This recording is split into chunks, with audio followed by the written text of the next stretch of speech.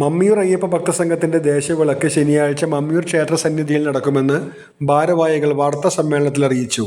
11-ാം തീയതിയാണ് മമ്മിയൂർ അയ്യപ്പ ഭക്തസംഘത്തിന്റെ ദേശവിളക്ക് 69ാമത്തെ സപ്തതി ആഘോഷിക്കാൻ പോകുന്നത്. ഇപ്രാവശ്യം വളരെ സമുചിതമായിട്ടാണ് ദേശവിളക്ക് നമ്മൾ ആഘോഷിക്കുന്നത്. ഇന്ന് വിവിധ കലാപരിപാടികളുണ്ട്.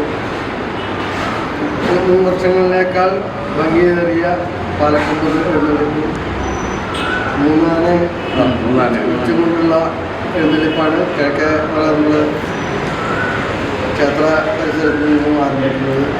പഞ്ചവാദ്യം മേളവും ഒക്കെ ആയിട്ട് രാത്രി 10 മണിയോടുകൂടി മമ്മിയൂർ ക്ഷേത്ര സന്നിധിയിൽ എത്തിച്ചേരും. പിന്നെ അവിടുന്ന് തുടർന്ന് അങ്ങോട്ടുള്ള ചടങ്ങുകൾ അയ്യപ്പൻ്റെ എല്ലാ ചടങ്ങുകളും 14-ാം തീയതി പുലർച്ചെ വിളക്ക് അവസാനിക്കുന്ന വിധത്തിലാണ് സജ്ജീകരിച്ചിട്ടുള്ളത്.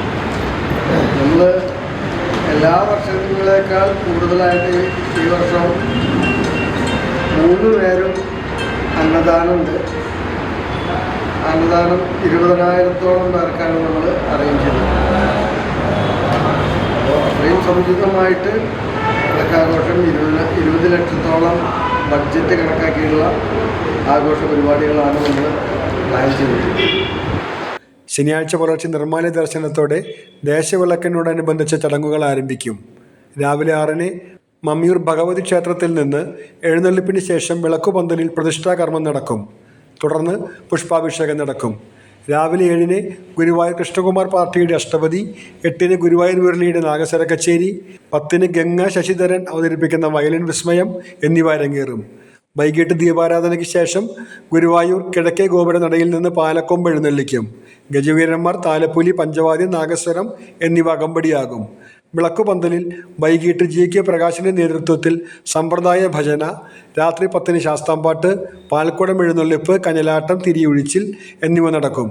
10,000-ങ്ങൾക്ക് രാവിലെയും ഉച്ചയ്ക്കും രാത്രിയും വിപുലമായ അന്നദാനവും ഒരുക്കിയിട്ടുണ്ടെന്ന് Mammiyur Ayyappa Bhaktasangham president Aravindan Pallath, chairman KK Govindadas, general convener P Sunilkumar, Anilkumar Chirakkal, അന്നദാന committee chairman Rajagopal Mullath, P Anilkumar, Venugopal Kalarikkal എന്നിവർ അറിയിച്ചു.